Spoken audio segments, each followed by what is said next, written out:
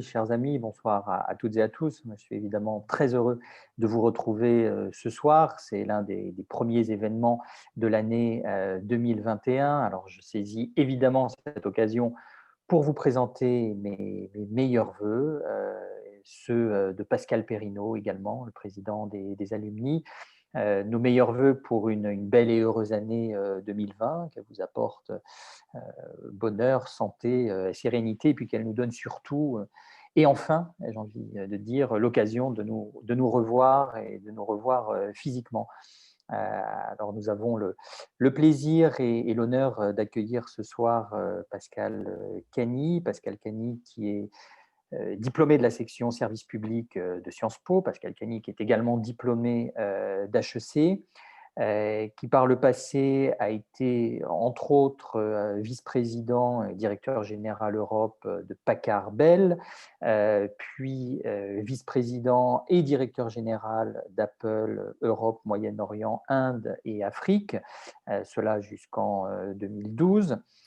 En 2014, Pascal Cany a créé C4 Ventures, C4 Ventures, un fonds d'investissement en capital risque, et Pascal Cany est également partenaire depuis plus d'une quinzaine d'années désormais d'autres fonds de capital risque, des fonds israéliens et américains notamment, qui sont des fonds majeurs. Alors Pascal Cany a été nommé, nous disions à l'instant, en août 2017 par le président de la République, par le président Macron, ambassadeur pour les investissements internationaux. Depuis cette même date, il préside le conseil d'administration de Business France, l'agence nationale en charge de l'internationalisation de l'économie française, comme Tom Vico nous le rappelait il y a un instant. Et bien ce soir, l'ambassadeur Cany va nous expliquer en quoi la France est, selon lui, la nation la plus attractive d'Europe, comment elle doit, comment elle peut, comment elle va maintenir son leadership dans une période de pandémie. Et pour présenter cela bien plus avant, je passe la parole immédiatement à Catherine Hartog. Catherine, qui est la secrétaire générale de Sciences Po Alumni et qui est à l'origine de cette conférence. Catherine. Merci Merveilleux. Bernard. Pascal vient de nous rejoindre. Alors, est-ce que la vidéo est branchée?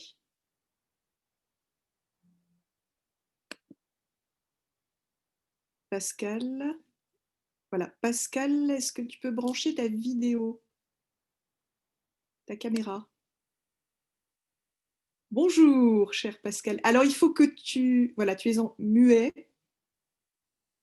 Il faut que tu... On ne t'entend pas, Pascal. Voilà. Si tu dois m'entendre là. Oui, Vous pouvez, c'est parfait. bonsoir à tous, excusez-moi de ces quelques minutes de retard. Auriez-vous de quoi partager l'écran, mon cher Bernard?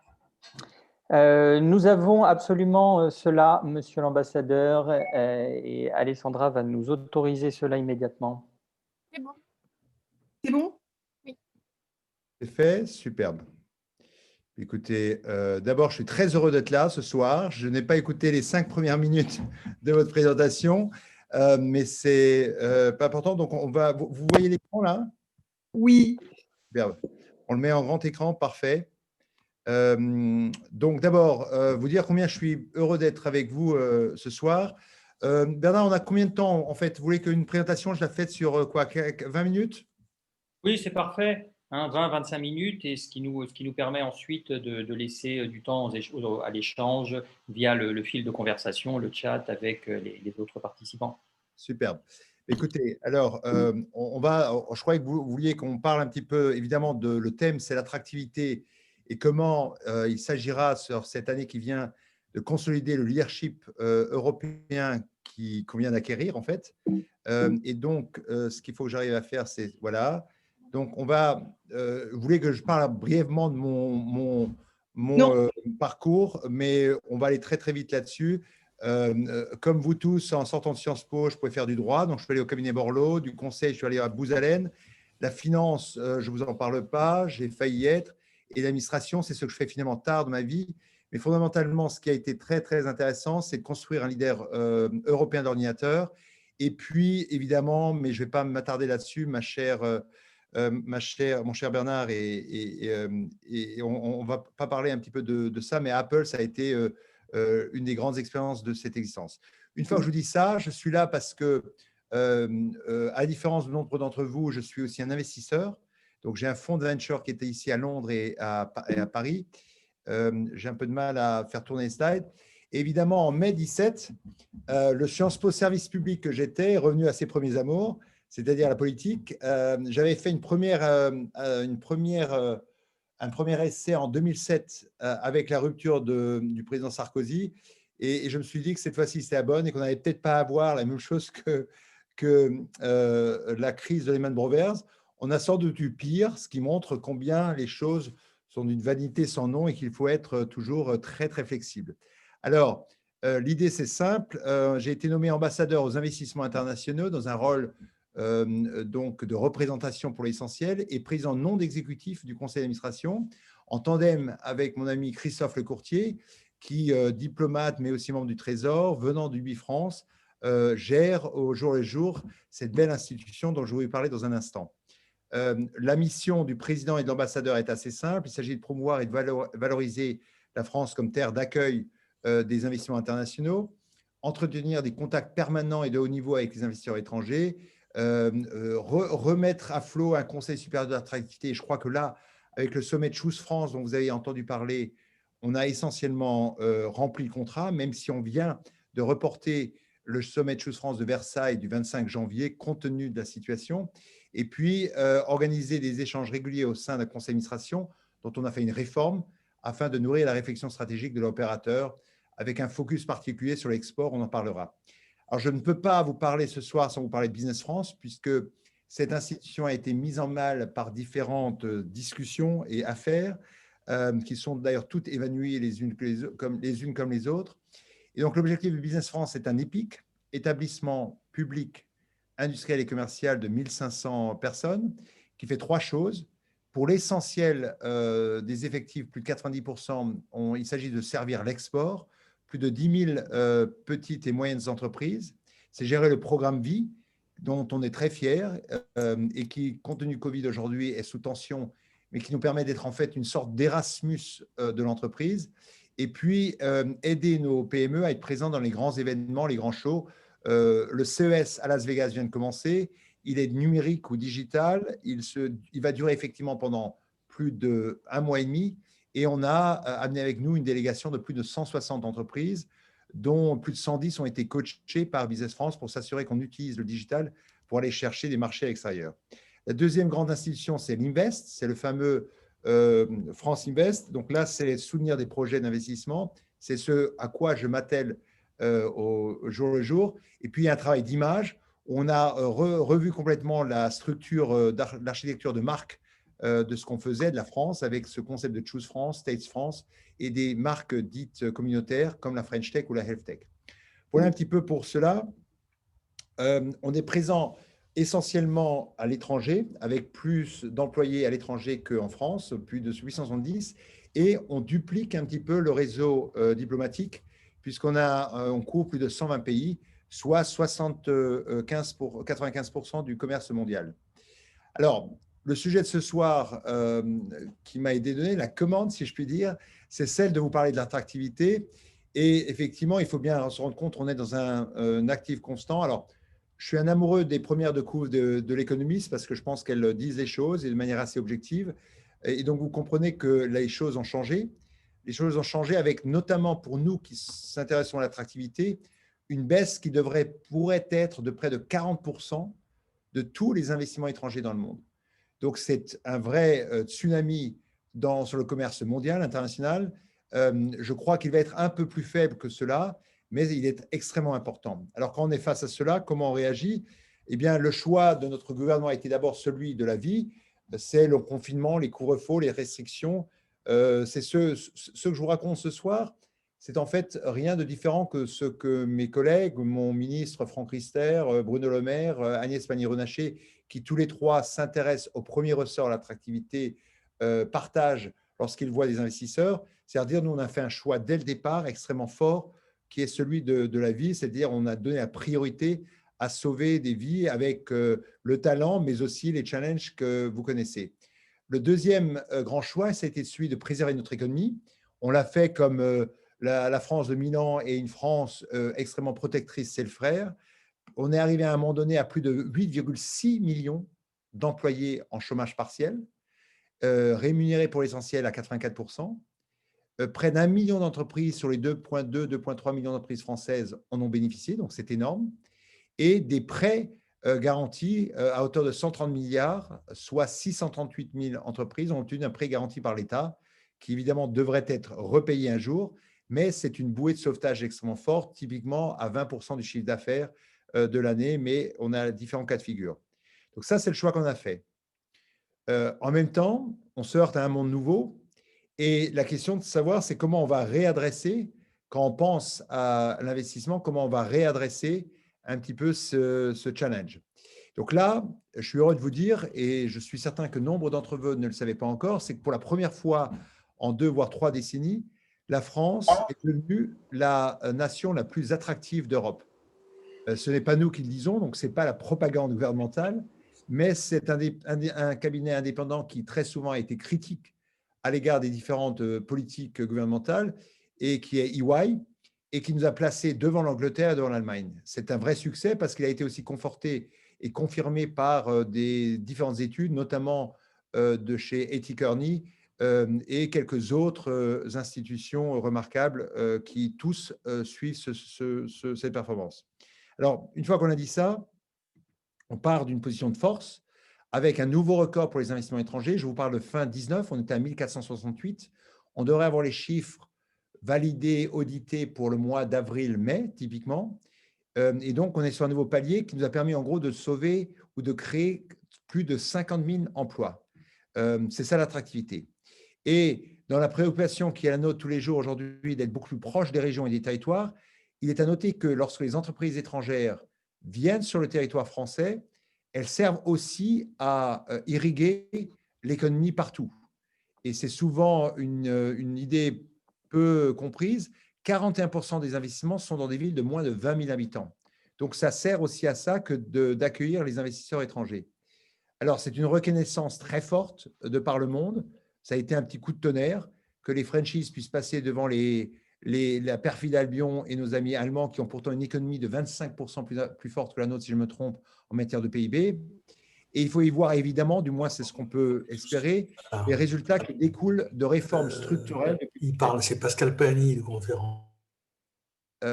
Donc, je ne pense pas que je vais vous commenter ces réformes parce que, étant des CIO tous, vous avez sans doute suivi de manière proche, mais clairement, la réforme du Code de travail, les décrets de septembre 17 ont joué un rôle absolument crucial. Il faut bien que vous compreniez que encore aujourd'hui, dans les sièges des Fortune 500, c'est-à-dire des grandes entreprises étrangères, ils ont une appréhension totale de créer des emplois sur le territoire français qui nous a conduit typiquement à laisser partir plus de 60 000 emplois pour les fameux GAFAM, ce que l'on montre du doigt, sur l'Irlande et l'Angleterre, alors que nous n'en avons conquis, si je puis dire, que 10 000. La deuxième grande réforme, ça a été celle du capital, pour simplement nous mettre dans la moyenne. Compte tenu des infrastructures qu'on offre, nous n'avons pas besoin de faire de discount fiscal. C'est pourquoi on aura ramené le taux d'impôt sur les sociétés de 33 à 25%. On a simplifié et rendu plus lisible notre imposition du capital à 30%. Nous ne sommes pas du tout les plus agressifs, mais on est revenu dans une moyenne. Et je ne saurais que vous parler de la formation professionnelle et autres. Mais ces réformes-là ont eu un impact massif. Et pourquoi c'est important ? Parce que dans cette quête du Graal qui est celle de vous tous, de moi, citoyen français, qui est de réduire ce chômage endémique qui a constamment été à 10%, il faut bien savoir que les 28 000 filiales d'entreprises étrangères ou internationales représentent peut-être 1 seul % des entreprises françaises, mais près de 10% des emplois. Elles représentent aussi 21% des emplois industriels, et vous allez comprendre dans un instant pourquoi, parce que nous sommes essentiellement un spot incroyable pour venir y installer ces usines. 21% des recherches de développement, parce qu'on valorise énormément le savoir-faire français, et près de 30% des exportations. Donc, c'est extrêmement important de comprendre que ces entreprises, cette communauté que j'ai moi-même découvert finalement tardivement, il y a une vingtaine d'années, ont un rôle critique pour notre économie. Une fois qu'on a dit ça, elles ont, durant la pandémie, joué un rôle extrêmement citoyen. Je vous rappelle que lorsque le président de la République a quitté l'Élysée pour aller voir et sortir voir une entreprise, il est allé voir à Angers, chez moi en Anjou, et il a vu une entreprise internationale qui offrait des masques. Et toutes, à leur façon, ont participé par de multiples initiatives civiques et massives à cette bataille contre le Covid. À tel point qu'il nous a paru assez naturel, avec les prix de Choose France que j'ai eu le privilège de créer avec Business France et toute la communauté autour des entreprises internationales, de faire une émission, enfin un prix spécial territoire, et de reconnaître particulièrement la qualité des entreprises dans cette bataille, mais aussi des gens qui travaillent encore sur la technologie, sur l'écologie et autres. Donc, allez voir les sites si vous intéresse, mais là, vous avez plus de 60 dossiers d'entreprises internationales qui ont extrêmement bien réussi et qu'on a voulu honorer. Et donc, une fois qu'on dit ça, quand on répond à la question qui m'a été posée, qui est de dire quid de l'attractivité en 2021, avant d'y répondre, eh bien, on va voir nos investisseurs étrangers. Et finalement, entre ce que nous faisons chez Business France, ce que EY, Opinionway, Ipsos publient, on arrive à 5 grandes priorités, qui n'étaient d'ailleurs pas évidentes. Ils vous disent tous d'abord que le poids des mesures de relance va jouer un rôle essentiel dans leur aptitude à défendre et à déployer du capital humain et du capital financier sur nos territoires. Et là, je pense qu'ils sont servis puisqu'on a, à la faveur du plan de relance du mois de septembre, mis un des plans les plus massifs d'Europe, avec 4% du PIB déployé. Et ça a été clairement salué très vite. Il vous demande aussi de toujours être compétitif, et même si notre coût horaire manufacturier est de qualité, la décision courageuse finalement en période de crise de vouloir baisser les impôts de production a été prise par Bruno Le Maire et tout le gouvernement, et on peut aujourd'hui se targuer d'une baisse de 10 milliards. Alors comme je suis un peu taquin et que je reste un homme de l'entreprise, je n'ai pas pu ne pas vous montrer cette slide ou cette diapositive qui montre que malgré ces 10 milliards, on a encore un poids des impôts de production qui est bien supérieur, notamment à l'Allemagne et à tous nos concurrents européens. Donc, on va dans la bonne direction, mais il y a encore un chemin important à faire et on sait qu'il est difficile. On a aussi souhaité, dans un nombre d'industries limitées, plutôt que de vivre sur cette belle idée des relocalisations, de dire les relocalisations ne doivent se faire et ne pourront se faire que sur un nombre d'industries stratégiques. Typiquement, un certain nombre d'industries de la santé, de l'agroalimentaire, de l'électronique, ce qu'on appelle les intrants essentiels de l'industrie ou les applications industrielles de la 5G. Et typiquement là, nos amis de KPMG ont montré un petit peu une grille d'analyse extrêmement intéressante sur ce qui est vraiment relocalisable. Mais 1 milliard a été mis et il est déjà en train d'être déployé. Je crois qu'on est à plus de 300 millions déployés sur ce milliard. Une fois qu'on a dit ça, on a aussi rendu un petit peu les choses plus intelligentes dans un pays dont on parle souvent du millefeuille administratif, avec près de 78 sites clés en main, sélectionnés par les régions qui sont vraiment à la manœuvre. Je vous rappelle que la loi NOTRe leur donne le développement économique et international. Donc, on travaille de manière étroite avec les régions. Et donc là, vous avez un site où vous n'allez plus devoir chercher un permis de construire, vous battre avec les bâtiments de France ou avec le service d'archéologie du département ou de la région pour pouvoir faire des fouilles. On vous explique que c'est clé en main et vous pouvez y rentrer. Et je crois qu'on doit continuer à développer cela et développer une offre en 3 tiers où on peut avoir des petits sites, des sites moyens, des grands sites. Parce que c'est comme ça qu'on attirera des grands projets, même si, par exemple, mon esprit taquin ne peut pas mentionner qu'on a perdu à la faveur de Berlin Tesla qui a ouvert une méga-industrie ou qui a l'intention d'ouvrir une méga-industrie là-bas. Mais en même temps, si on a perdu un, on a Knauf qui a annoncé une nouvelle usine lancée en 23 avec 70 emplois à la clé. Et vous avez peut-être vu que Bombardier investit 25 millions d'euros sur son usine de Crespin et vise 400 nouvelles embauches. Et ça me permet de vous faire un point important, c'est qu'en gros, l'attractivité, c'est 2 choses. C'est chercher ce qu'on appelle les greenfields, c'est-à-dire des espaces verts qu'on bâtit de nulle part, mais c'est aussi souvent des extensions. Les extensions, c'est plus de 50% des investissements étrangers. Donc, il est très important de célébrer et de gérer la relation avec les investisseurs existants. C'est comme le client. Le client qu'on a est toujours plus facile à avoir et à développer que le prospect qu'il reste à trouver. Alors, une fois qu'on a dit ça, on a aussi pour nous des prévisions de reprise bien plus élevées que le reste de la zone euro.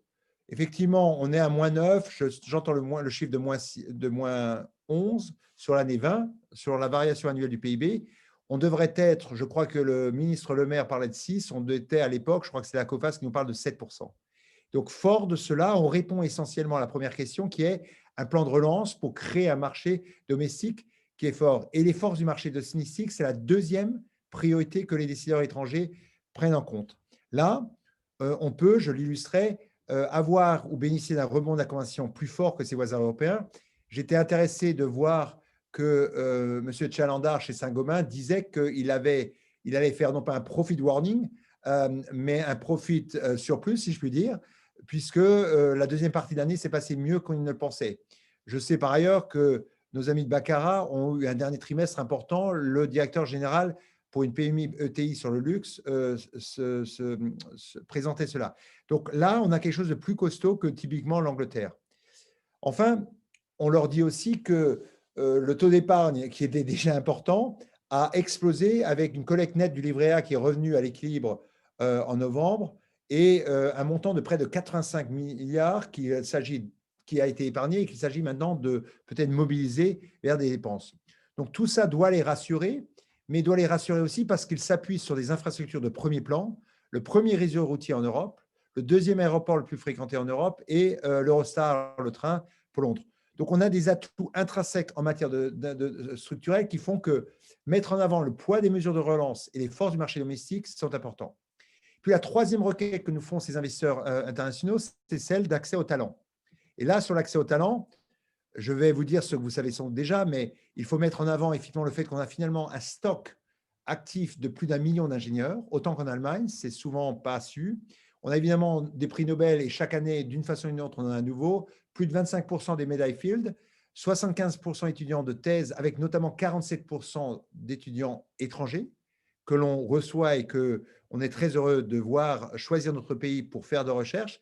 Et puis 300 000 chercheurs qui simplement ne cherchent pas, mais trouvent aussi, puisqu'on est le 3e ou 4e pays en matière de dépôt d'IP et de brevets.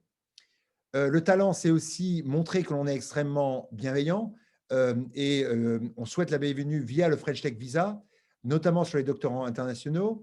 Le talent, c'est aussi montrer que l'on a réussi à juguler ce qui a été une des tares de notre pays pendant longtemps, c'est-à-dire le brain drain, c'est-à-dire la fuite des cerveaux, où on est sur un segment et on voit moins de 12% aujourd'hui des jeunes diplômés qui partent travailler à l'étranger. C'est aussi être une nation déterminée à offrir des opportunités aux jeunes. Et le vrai succès, malgré le Covid, je crois que c'était la ministre Borne qui mentionnait là, des contrats d'apprentissage. Donc, tout n'est pas rose. Vous pouvez passer votre temps à lire la presse française et à travailler sur l'autoflagellation, mais il y a beaucoup de choses extrêmement positives qui justifient qu'il faut et qu'on devra garder cette position de numéro 1 sur l'attractivité.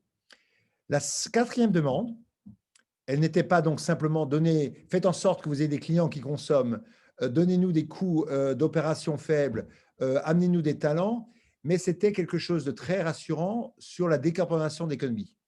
C'est très à la mode, mais je crois que c'est maintenant sincère pour la première fois depuis longtemps. Et là, on commence à bâtir d'abord un claim très clair qui est de dire la France va tirer parti du Covid pour devenir la première économie décarbonée d'Europe en 2050. Ça ressort encore du vœu pieux, pas totalement, parce qu'on prend des mesures concrètes. C'est les 7 milliards investis dans la filière de l'hydrogène vert qui devrait pouvoir produire 6,5 gigawatts, qui est l'équivalent, si je ne me trompe pas, de la convention d'une des 10 plus grandes villes de France.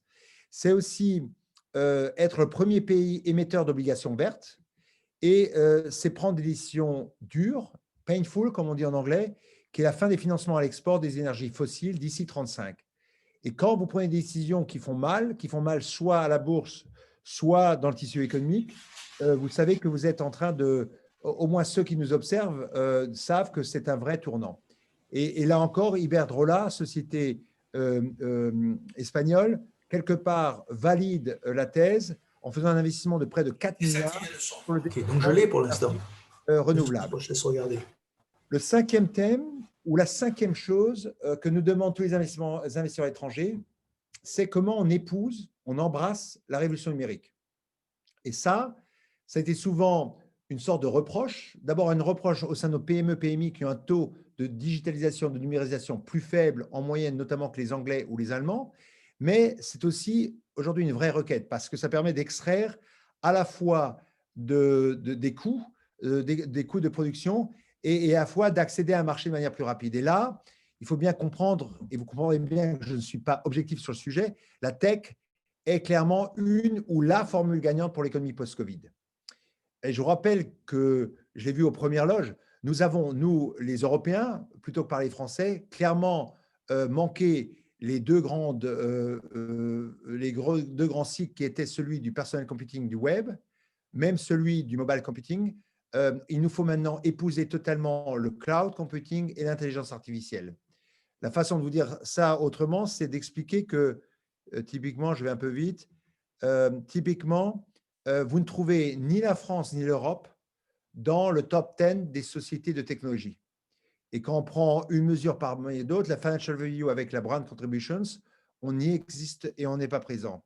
Une autre façon d'illustrer ce propos, c'est que sur la course des plateformes, et cette slide en dit beaucoup, on n'a pas du tout pris le tournant et donc on doit être obsédé par celle-là. Vous y retrouvez évidemment les GAFAM, vous allez y trouver les BATS, c'est-à-dire les Tencent, Alibaba et Baidu chinois. Et nous, on a un SAP qui essaie encore d'être présent. On a peut-être un Spotify, on doit avoir Aiden, mais on n'est pas présent. Or, ça, c'est l'économie de demain. Donc, il faut, conscient de cela, se donner les moyens de réussir différemment. Et donc, le propos est simple, c'est de reconnaître d'abord, avant de, une fois encore, se flageoler, c'est que les GAFAM ou les BATS ont mis plus de 15-20 ans à exister. Et donc, la question, quand on veut adresser ce challenge, c'est de dire, est-ce qu'on fait aujourd'hui les bonnes choses ou est-ce qu'on a fait il y a 5 ans, 10 ans les bonnes choses pour créer ces prochains leaders? D'abord, on part d'une position pas totalement faible.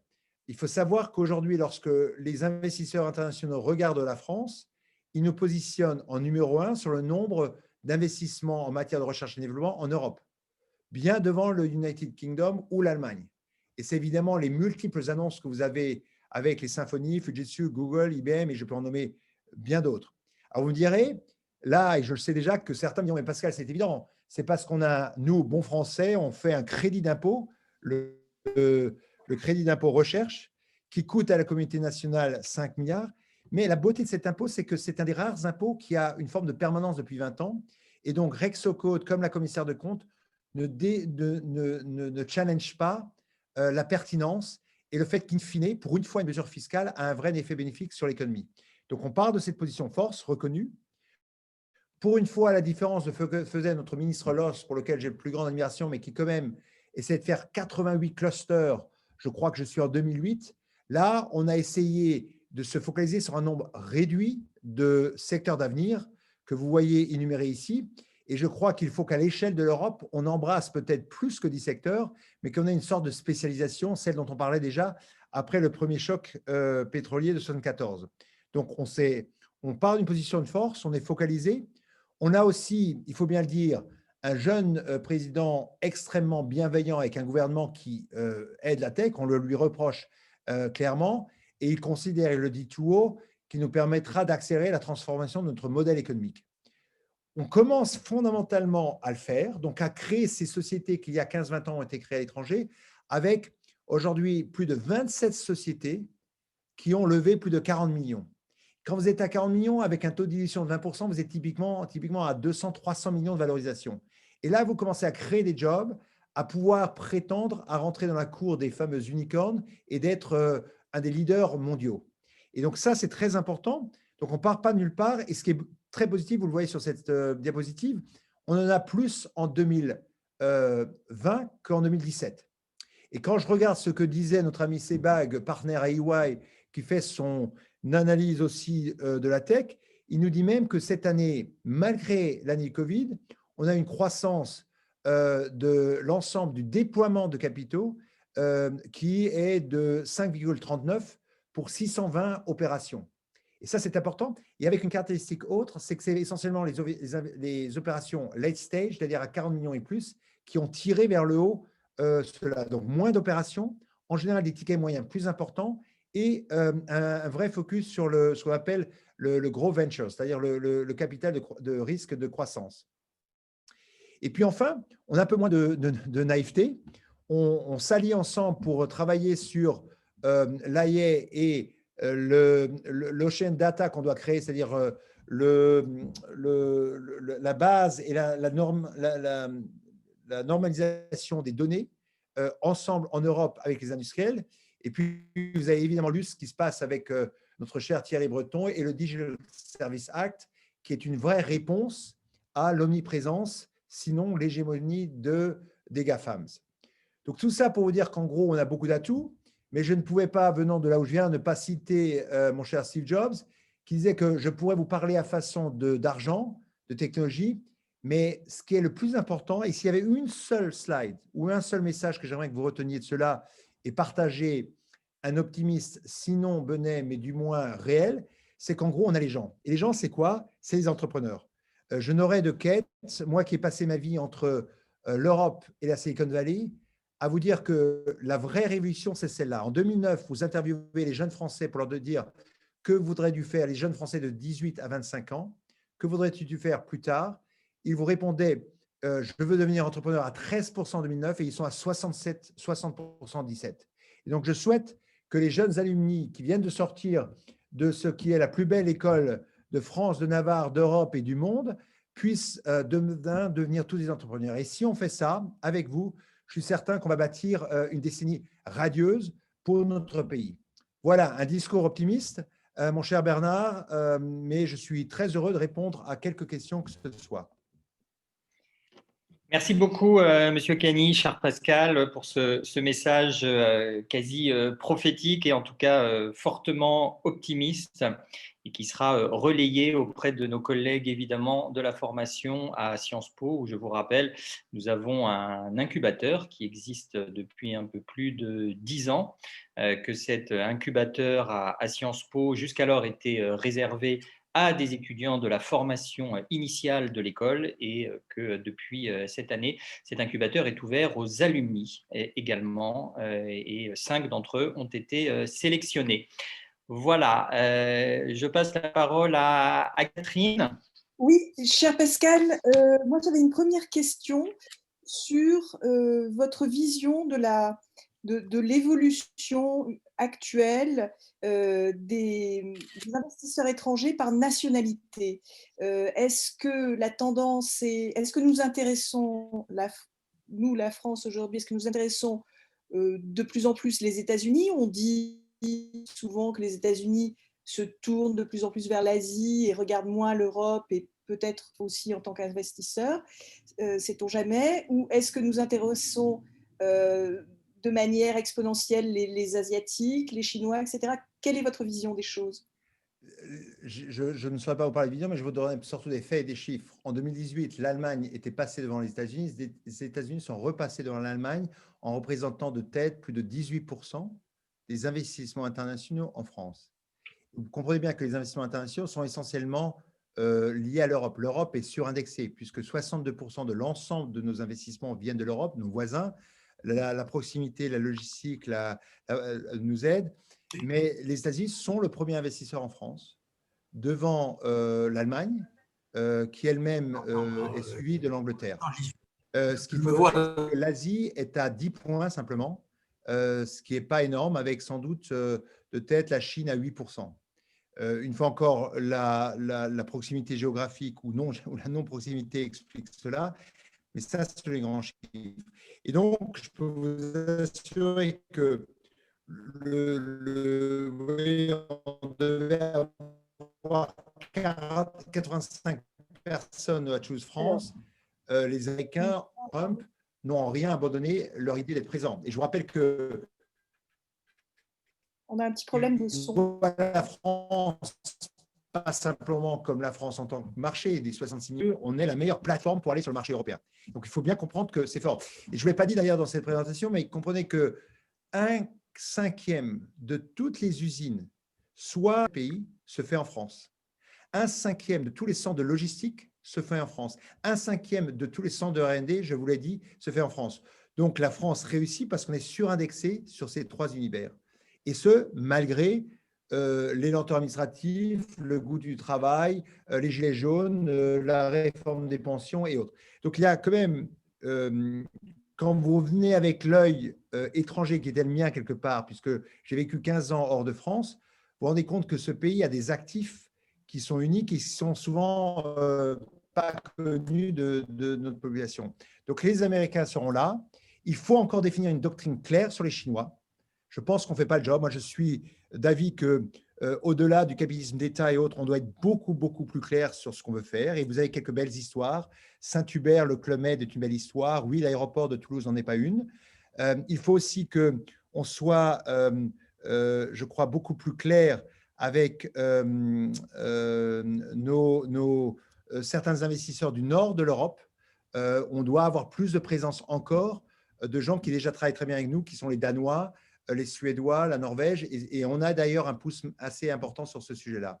La Corée est très importante, c'est un concurrent. La Corée est devant nous sur le nombre de présences au CES en ce moment, et la Corée, on a eu un effort particulier avec Cédrico pour aller un petit peu vendre le pays et nos atouts à l'égard de ce pays-là. Très bien. Je passe aux questions qui sont posées au fur et à mesure en ligne. Une première question, travaillez-vous avec les services économiques de la région, de la CCI et de la ville de Paris? Je suppose que la question s'adresse au président de Business France. Alors, puisqu'on parle des services économiques, laissez-moi peut-être partager avec vous une sorte de diagnostic qui n'est pas que le mien, mais il y a 3 à 4 ans, ce que j'ai trouvé quand je suis arrivé en septembre 2017 et ce qui était une de mes motivations, c'est de se rendre compte qu'à l'étranger, souvent on voyait une France fragmentée, qui ne travaillait pas en équipe. On avait, pour un même investissement dans un pays donné, à la fois le service économique régional de l'ambassade, je vais revenir à CCI, la chambre de commerce internationale locale, qui a souvent un statut très différent, peu contrôlable ou peu contrôlé. Vous aviez évidemment Business France, quelquefois des régions. Bref, vous étiez incroyable. Donc, le premier travail que nous a demandé Jean-Yves Le Drian notamment, et qu'a, je crois, fort bien exécuté Christophe Lecourtier, c'était de créer ce fameux Team France Export. Et pour les faire, on a repris un axiome de base qui est celui de dire que l'export commence dans les régions. Et donc, on a remis des salariés qui étaient essentiellement hors de France et on les a ramenés dans les régions pour travailler de manière plus proche, notamment avec les BPI, pour que dans la chaîne de valeur ajoutée de l'export, qui part de l'idée de la formation d'identifier ou exporter, on puisse aussi trouver le financement et l'assurance prospection. Et je crois, ce n'est pas à moi de le dire, qu'on a fait des progrès. Et donc, bien sûr qu'on travaille avec la région de Paris, je n'en saurais le détail là, mais l'équipe de la région, la ville de Paris, les chambres de commerce sont constamment en débat. Ce qui nous a été demandé dans notre feuille de route à Christophe et à moi, c'est effectivement de faire cela. Et d'ailleurs, on l'a traduit de manière concrète dans le conseil d'administration, puisque l'alignement de la gouvernance doit être aligné avec la stratégie. On a augmenté la représentation des régions. On a 3 patrons de région et non des moindres, Madame Delga, Madame Morancet et Monsieur Morin, ancien patron des régions qui siègent dans le conseil d'administration, un patron du Sénat, un représentant de l'Assemblée nationale, un représentant du Sénat, un représentant de l'Assemblée nationale. Et j'ai augmenté aussi, c'était bien le moins, la représentation de l'entreprise en ne me satisfaisant pas du tout du fait que ce soit des représentants d'institutions, mais en ayant simplement des personnels qualifiés. Donc, c'est ça qui est important. Donc, on a un conseil d'administration qui est passé de 22 à 16 sur le papier, plus resserré, mais qui reflète cette stratégie et qui vient vraiment de la loi NOTRe qu'on a vue. Donc oui, on travaille énormément avec ces gens-là. C'est l'objectif de Business France. Et j'espère que ce n'est pas simplement des mots, que ça se matérialise de manière concrète, même si je sais que tout n'est pas parfait. Mais au global, je vous avoue qu'on a eu, je crois qu'on a fait, à la fin, après 3-4 années de travail, avec l'équipe en place, on regardera derrière nous, on pourra se dire, bah, tiens, on a les numéros d'attractivité, c'est bien, mais la réalité, c'est que c'est quelque chose sur lequel travaille tout le monde. Mais sur l'export, il y a eu un vrai travail. Et aujourd'hui, on a remplacé, par exemple, les 114, les 140, les 140 expositions sur lesquelles on était de manière physique, par notamment des vitrines digitales. Donc, on a cessé, les équipes de Business France, même en travaillant à la maison, n'ont cessé de travailler sur ce sujet-là. Donc oui, on travaille avec Paris. Il y a une autre question concernant la situation des VIE, des volontaires internationaux en entreprise, compte tenu des restrictions de mouvement de personnes à l'international en raison de la crise sanitaire. Quelle est votre vision des choses pour les mois à venir? C'est très clair. On était sur une courbe où on voulait aller à 12 000. Et là, vous avez bien compris que les premiers mois de Covid ont été essentiellement comment on protège tous ces jeunes qui sont partis. Je vous rappelle que les VIE, c'est, je crois, que jusqu'à 28 ans, c'est de 12 à 18 mois. Et donc, on a essayé de les rapatrier quand il le fallait. Mais une fois qu'on a dit ça, on continue à encourager l'ensemble des entreprises, et surtout pas que le CAC 40 français ou le SBF 120, à utiliser cette manœuvre en respectant évidemment les différentes politiques liées aux conséquences du Covid. On sait malheureusement que de manière inexorable, le stock va baisser et qu'on va retourner plutôt à moins de 10 000. C'est ce dont on parle dans le conseil d'administration. Mais le VE reste valide, plus que jamais. J'invite, et je vous invite tous à devenir des avocats de VIE, parce que je pense que c'est la bonne façon de préparer nos entreprises existantes et futures à l'international. Donc, je ne sais pas vous dire de choses plus concrètes. Le stock va baisser, mais le programme est totalement vivant et on prend toute candidature.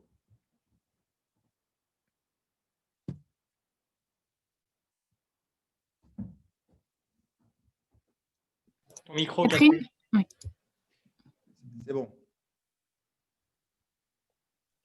Oui, il y a une question sur l'Afrique. Est-ce que nous avons une stratégie globale, nous les Français, d'investissement en Afrique? Quel est notre rapport actuellement dans les domaines télécom, flux financiers, bancaires, etc.? On en est où? Écoutez, il y a clairement une proxy Afrique forte qui s'est matérialisée, par exemple, par la création de fonds Afrique, par la place de Paris. Il y a la volonté de ne pas être loin. Moi, je dois vous avouer que j'ai un Pareto assez simple sur l'attractivité. C'est que je vais chercher les investisseurs là où ils sont et ils ne sont pas en premier en Afrique. On a eu par principe la présence de gens en Afrique du Sud, au Nigeria, Algérie, Maroc lors de nos différents événements. Mais au moins sur l'attractivité, ça ne peut pas être une priorité. Mais par contre, sur l'export, ça l'est plus que jamais. Et la France-Afrique que l'on a souvent décriée nous permet quand même d'avoir une position forte, d'être extrêmement crédible, de tirer parti aussi d'une diaspora locale forte. Et c'est un courant d'affaires auquel nos équipes export tiennent énormément. Donc l'Afrique, sans vous dire qu'elle est au cœur des préoccupations de l'agence, est en tout cas loin d'être absente. Une question encore sur la manière dont Business France accompagne ou accompagnerait les investisseurs étrangers dans la durée sur notre territoire, sur les questions managériales, par exemple. Voilà. Écoutez, c'est très simple. D'abord, c'est un travail d'équipe. Vous savez que Business France peut s'attribuer quelques succès ce soir. Le rôle du préfet, le rôle du patron de la chambre de commerce, le rôle du maire, le rôle du service économique de l'agglomération où on choisit de s'établir est essentiel. Je l'ai vécu moi lorsque j'ai créé plus de 3 000 emplois à Angers avec une agglomération extrêmement positive, agressive. Donc, c'est un travail d'équipe. Sur le suivi, c'est intéressant parce que avec le management de Business France, on a créé une petite équipe de grands comptes qui n'avait que pour objectif de s'intéresser au parc existant, avec la même logique qui était de celle de dire, finalement, quand on regarde les chiffres, on parle souvent de cette nouvelle implantation, mais faire une extension de l'implantation existante est tout aussi importante, moins consommatrice en termes de ressources et avec un meilleur retour ou plus rapide en termes d'investissement. Donc, il faut travailler sur les deux univers. Donc, on a clairement cet accompagnement sur la durée. L'accompagnement sur la durée, c'est les mettre dans la communauté, leur expliquer qu'ils font partie d'une communauté qui est appréciée par le pays. Donc, se battre contre quelque populisme qui soit sur la peur de l'étranger, le fait que les dividendes ou le capital est ailleurs, et vous dire que nombre des entreprises étrangères, peut-être à cause de ces idées préconçues, est souvent une entreprise bien plus citoyenne. J'ai découvert en faisant ce prix Choose France que j'ai voulu vraiment créer il y a 2 ans, qu'on avait là des initiatives citoyennes incroyables et que durant la période du Covid, c'était souvent ces entreprises étrangères qui essaient de faire un peu plus que les autres parce qu'elles doivent presque se faire pardonner de ne pas être pas locales. Donc, je pense que l'accompagnement existe sur la durée et tout ça participe à cette idée qui est de dire on doit reconnaître, souhaiter la bienvenue, être positif, les challenger. Sans doute, je pourrais vous dire qu'on a sans doute des salaires moyens, des conditions globales en termes de bénéfices qui sont plus importants sur nombre ou la plupart des entreprises étrangères qui viennent sur le territoire national. Et c'est peut-être finalement normal. Mais ça, j'en suis persuadé. C'est ce pourquoi aussi je me bats avec la verve et l'optimisme qui est le mien. Très bien. Je présente par avance mes excuses à tous ceux dont je ne pourrai pas forcément citer les questions parce qu'il y en a beaucoup, mais je les prends comme elles viennent. Il y en a une concernant nos départements d'outre-mer qui sont apparemment, me dit-on, absents sur vos cartes. Quelle est la stratégie de Business France vis-à-vis des DOM et des régions d'outre-mer ultramarines? Je ne sais pas de quelle carte vous parlez, mais si c'est d'une carte générique sur une présentation, c'est sans doute moi qui ai rendu pour la rendre compréhensible, qui n'ai pas mis nos chers dom-tom.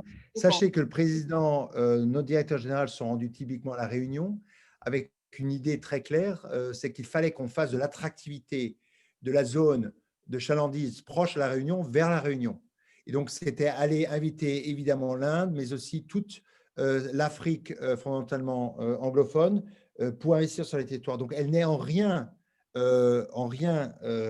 absente de nos préoccupations en matière d'attractivité et en matière d'export. On va les traiter, j'en suis certain, comme toute autre PME, PMI française, avec une présence et un bureau. Donc, je ne suis pas qualifié pour vous en dire beaucoup plus, mais l'exemple de la Réunion était justement l'illustration que, puisque nous avons ce privilège rare qui est d'avoir un déploiement global, il faut l'utiliser. Et donc, l'attractivité ne se fait pas simplement sur la métropole, mais sur les différents territoires. Et ça, c'est ce qu'on a fait sur la Réunion et qu'on essaie de continuer de faire. Nous avons une question d'une camarade qui précise qu'elle travaille chez BPI France et qui vous demande, il s'agit de Catherine Franzel, quels seraient les points d'amélioration du travail commun avec BPI France? Écoutez, j'ai une relation très proche avec le management de BPI France. Nous sommes dans tous les événements que la BPI fait, que ce soit Capital Invest ou le BIG.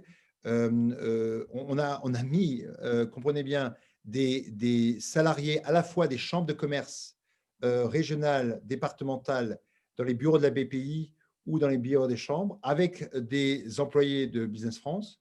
Donc, je pense qu'on a un travail qui doit être en symbiose. Le vieux loup qui est celui de toujours dire une fusion est une aberration, non pas parce que j'ai pour une fois une revendication identitaire, loin de ça, je suis un homme d'entreprise, donc ce qui est juste, mais la BPI est une banque avec un statut très, très particulier, elle fait très bien son métier, donc je crois qu'on travaille très bien ensemble. Dites-moi si ce n'est pas le cas, et je serais heureux d'en parler, un, à Christophe Lecourtier, deux, à Nicolas Dufour et aux équipes. On a une symbiose très forte.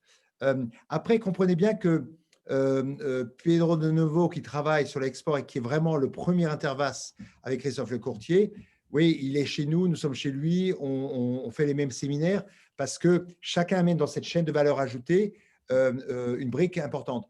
Donc, je suis certain qu'il y a des points d'amélioration, mais là, ce qu'on a fait en 2-3 ans en termes d'intégration, pour faire en sorte que les Français n'apparaissent plus de manière fragmentée, disparate, compétitive, et je crois, et du moins je l'espère.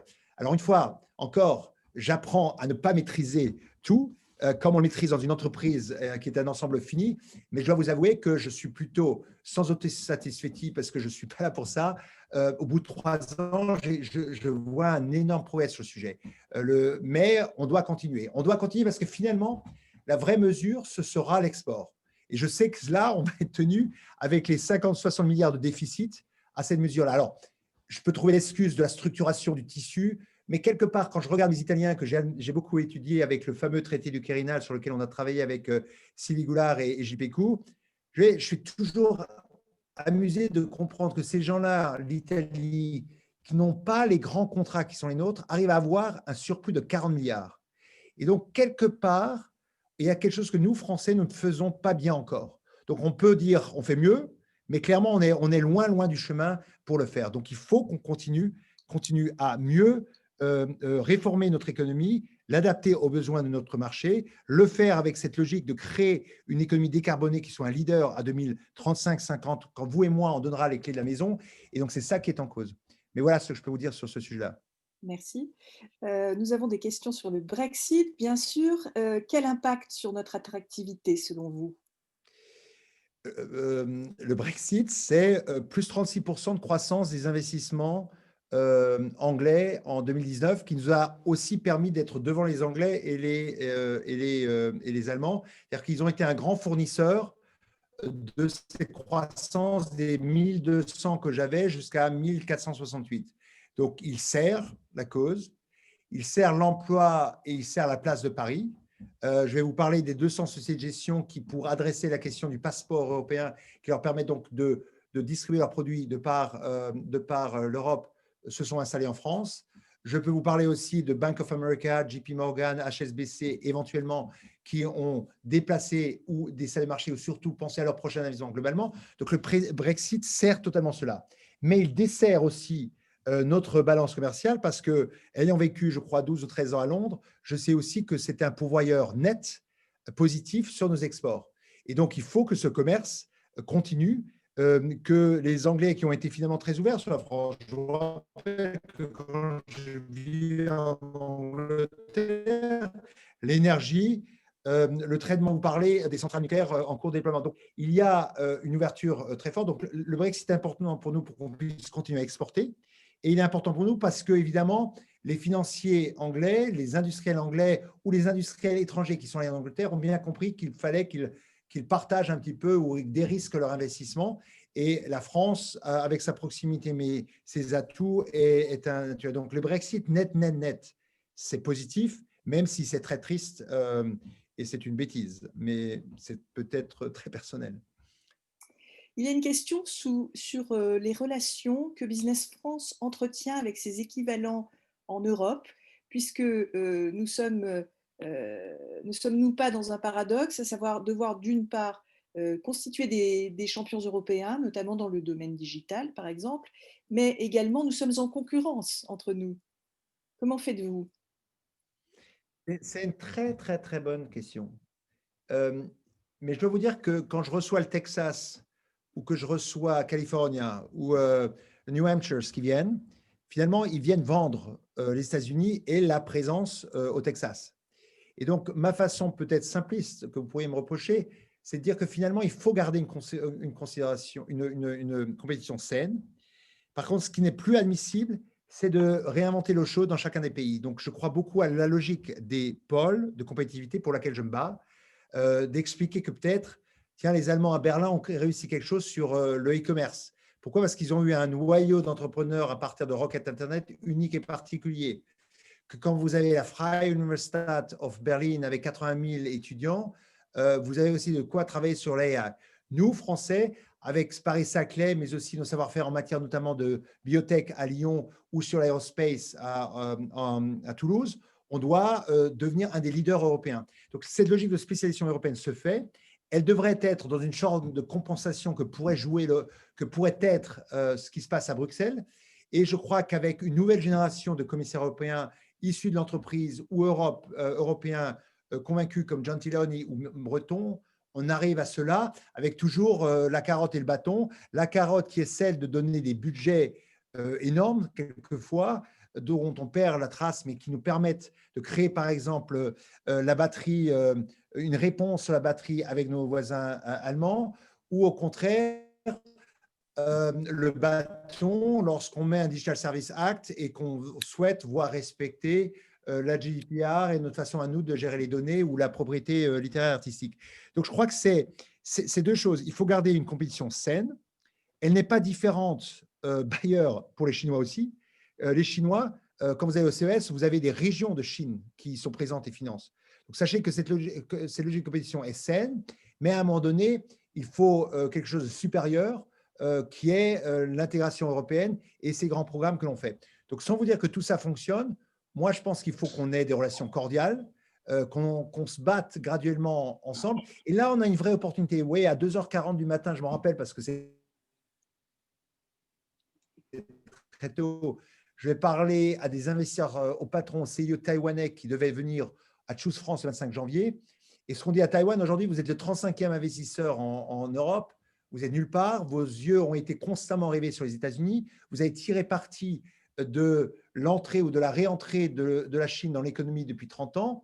Maintenant, vous êtes un petit peu coincé, ben, ouvrez vos yeux sur l'Europe et venez nous voir. Et là, il faut qu'on ait une bataille européenne. Vous voyez, donc, ce ne serait pas idiot que je fasse ça avec mes voisins d'ailleurs.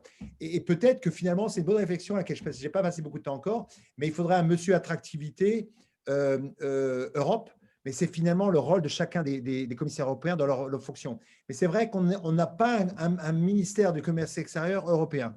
Tiens, j'y ai jamais pensé d'ailleurs. Tiens, ça montre que je n'ai sans doute pas fait moi-même le saut culturel. Donc, cette question est très, très intéressante.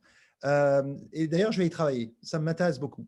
Je vais essayer de comprendre qui, au niveau de la Commission Europe, au-delà de différents commissaires européens, s'institue, cristallise ce que fait mon ministre Riester, qui maintenant et enfin a repris l'attractivité dans son portefeuille.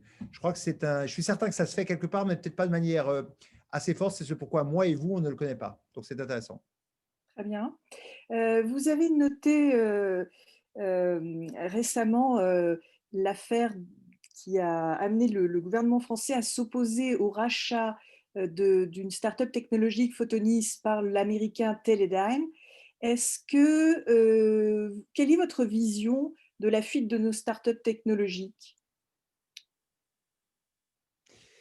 Alors d'abord, il n'y a pas de nécessaire fuite. C'est un statement que vous donnez, ma chère Catherine. Il faut qu'il soit basé sur des faits et des chiffres. Et il faut qu'on sorte de cette logique-là. Alors, je ne pourrais pas commenter cela, mais c'est très simple. Et ça, Dieu sait si j'ai ces questions et si j'ai dû y réfléchir. Tant qu'on n'avait pas du financement local, quand vous aviez une techno rare et unique, vous alliez très tôt dans votre cycle de financement aller chercher les capitaux étrangers. Et là, il vous imposait le Delaware et c'est ce qu'on appelait le pivot. Ça a été 5-10 ans de la French Tech. Ce gouvernement et le gouvernement d'avant, à vrai dire, a commencé à réagir. Local, où on a commencé sur la chaîne de financement des entreprises à travailler d'abord sur l'early stage, c'est-à-dire ce qu'on appelle, c'est encore de l'anglais, donc c'est pre-seed, c'est avant, au tout début. Typiquement, lorsque vous aviez ces exonérations sur l'ISF, cela servait à cela et ça a plutôt bien servi. Aujourd'hui, on a un plus grand problème sur ce qu'on appelle le business angel, les friends and family. Ensuite, on a créé plus de 200 sociétés de gestion sur capital risque. Et donc, on couvre assez bien l'univers des A, B, c'est-à-dire les chèques de 2, 5, 10, 15 millions. Et donc, le débat maintenant, c'est, et peu d'entreprises, très, très peu d'entreprises, lorsqu'elles ont un financement C, B, qu'elles ont levé 30, 40, 50, 60 millions, n'ont besoin de faire le pivot et donc de perdre l'essence et l'intelligence de l'entreprise de l'autre côté de l'Atlantique. Donc ça c'est des moisons, il y en a vraiment très, très peu. Et donc, pour vous dire, j'en connais plus depuis 1 ou 2 années et je serais heureux si vous m'en notiez parce que ça me permet de montrer, illustrer par l'exception la règle. Et donc, maintenant, la bataille qu'on doit avoir, c'est qu'envoyer Miracle 100, 200, 300 millions par des Blackstone, Permira, KKR, General Electric, c'est là où il faut maintenant qu'on crée cela. Et là, on a ce fameux rapport Tibi, et c'est ce qu'on appelle les fonds de croissance du capital risque. Et donc, c'est ce qui est en train de se faire. On le fait à notre rythme. On le fait en ayant tordu, mais ils y étaient prêts, nos assureurs, typiquement. C'est l'annonce du 16-17 septembre 2019 où on a mobilisé plus de 3 milliards sur ce segment-là. Et aujourd'hui, vous avez 36 sociétés de gestion, qui me fait penser d'ailleurs qu'il y en a peut-être trop, qui ont posé candidature sur ce sujet-là. Donc, je suis assez confiant que l'écosystème mature et que l'on est en train d'adresser cette question-là. Alors, quand Blackstone ou GA rentrent chez Miracle ou chez Content Square, ils ne peuvent sans doute plus enlever la R&D française où on est à 300-400 avec des process et autres. Ils ne peuvent sans doute pas challenger le patron français, mais c'est clair que sur la durée de vie, quand il y aura un arbitrage d'investissement à faire, moi, je préférais que le conseil d'administration se passe ici à Paris, à Marseille, à Toulouse, à Lyon, plutôt que se passe à New York, Dallas ou autre. Donc, voilà la bataille qui est en train d'être menée. Et ce que vous dites, Sebag et EY, c'est qu'on suit nos petits bonhommes de chemin, on ne rattrape pas les Anglais. Lisez ce document. On a clairement pris le devant les Allemands. Il faut être vigilant, mais on est encore loin. Donc, c'est quelque chose qui est en train de se faire. Mais je suis absolument confiant en ayant vu l'écosystème israélien pendant plus de 20 ans. J'ai commencé à regarder Israël en 2000, même avant 98, et en ayant évidemment vécu ce qui s'est passé en Silicon Valley, qu'on fait les bonnes choses et on le fait pour aller plus vite. Et les chiffres, pour le moment, me donnent raison. Donnez-nous un tout petit peu de temps. Très bien. Aidez-moi à faire en sorte que les assureurs et que le bas de laine français soit mieux cassé pour qu'ils servent les jeunes entrepreneurs français qui sont là, prêts à avoir plus de capitaux. En même temps, on les éduque mieux. Ils ont fait Erasmus, ils ont fait VE, ils se sont baladés. Donc, on a des atouts exceptionnels. J'en suis persuadé. La preuve, c'est que plutôt que vous en parler, à différence de tous les gens qui ont des fonctions comme les miennes, moi, j'investis mon propre argent de Londres en France. Et en France, je fais. Donc, j'y crois dur comme fer et plutôt avec succès. J'espère que j'ai répondu à votre question. Je crois. J'ai une question que je vais poser en direct. C'est si vous aviez un conseil, vous avez parlé tout à l'heure des bonnes réformes qui ont favorisé l'accroissement de l'attractivité française, mais également les capacités d'export pour nos entreprises. Si vous aviez un conseil à donner à notre ministre de l'économie et des finances, M. Bruno Le Maire, quelle serait la suggestion après la baisse des impôts de production? Quelle serait la réforme que vous lui recommanderiez? D'abord, j'espère qu'il sait ce que je pense de ces réformes. Je pense qu'il en a pris nombre en cause. Non, on a une vraie préoccupation aujourd'hui sur 2 fois le SMIC.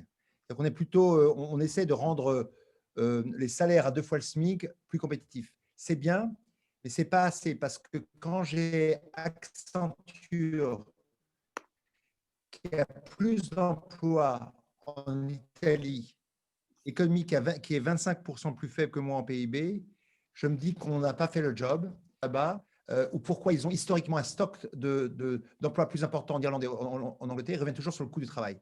Donc, ce qu'il faut, c'est qu'on travaille sur, c'est quoi Accenture? C'est des gens plutôt des knowledge workers, c'est-à-dire des gens qui sont des bacs plus 3-4, subdeco, ingénieurs, pas nécessairement les fameuses grandes écoles françaises, mais qui très vite sont à 3 fois le SMIC, 4 fois le SMIC. Et là, on a encore un problème de coût du travail. Donc, je pense qu'on doit être obsédé par ça parce que c'est là qu'on va adresser le non-emploi qui est en train de se créer à vitesse grand V, inévitablement à cause de la crise de Covid. Donc, il faut qu'on travaille sur ces métiers-là. Quand vous avez UPS qui, à Évry, crée un site de 30 000 mètres carrés, il n'a pas beaucoup de staff, mais son staff, ce sont plus simplement des gens qui sortent des colis d'un camion qui vient de Bretagne et qui le posent sur 8 km robotisés de rails et qui vont partir dans un camion. Mais là, les gens qui sont là, ce sont des techniciens qui, eux, gagnent 2,5-3 fois le SMIC. Donc, ce qu'il faut, c'est qu'on adresse ça, parce que la nouvelle économie, c'est ça. C'est la même chose sur les jobs et ce qu'on appelle la gig economy. Donc, il faut à la fois réfléchir à ce qu'on appelle la gig economy, c'est-à-dire les fameux livreurs de Deliveroo, Uber Eats et autres, où on doit nous amener et imposer ce qu'on pense être légitime. Donc là, on est sur ce seuil-là, et il faut travailler sur les métiers un peu plus riches, qui ont requis une autre formation et où on doit avoir des gens qui sont encore très apprenants, c'est-à-dire qui vont constamment changer avec les technologies. Ça, c'est sûrement pourvoyeur d'emplois. Alors, c'est une équation économique sans doute difficile, sinon impossible. Sinon, d'autres que moi y ont pensé et l'auraient faite. Mais c'est quand même le cœur du sujet, parce que je sais, moi, que la nouvelle révolution, l'IA, les développeurs, tout ça, ils sont dans cette fourchette de salaire-là. Donc, c'est ça. Et après, les impôts de production, c'est pour ça que je n'ai pas pu ne pas vous montrer la diapositive sur les impôts de production. On a fait des progrès, mais on est encore loin. Hein. Très bien. Une dernière question en ce qui me concerne. Vous n'êtes pas seulement, cher Pascal, ambassadeur de l'attractivité française, vous êtes également ambassadeur de Sciences Po à l'étranger, puisque vous incarnez cette formation.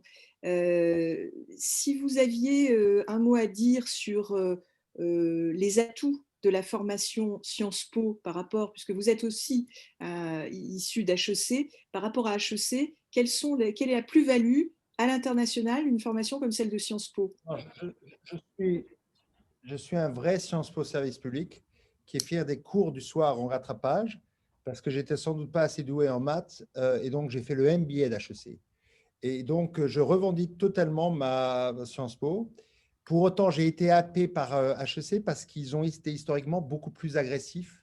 Et c'est ce à quoi vous référez, un grand donateur de la Fondation HEC, essentiellement avec mon ami Daniel Bernard pour travailler sur l'ascenseur social et autres. Je crois que Sciences Po et je sais que je parle à un public conquis, mais est une formation exceptionnelle, exceptionnelle, et que je suis toujours très heureux de voir qu'à 40 ans, quand on arrive à des jobs, à des jobs importants de décision et de manager, le fait d'avoir cette vue du monde, cette Weltschaftsvue du monde est un avantage compétitif fort. Donc, Sciences Po est bien. Moi, qui était dans ma logique de mon Sciences Po SP, PES, Relations internationales et COFI, je revendique toujours, j'aimerais avoir un peu plus de compréhension et d'éligibilité de la formation Sciences Po.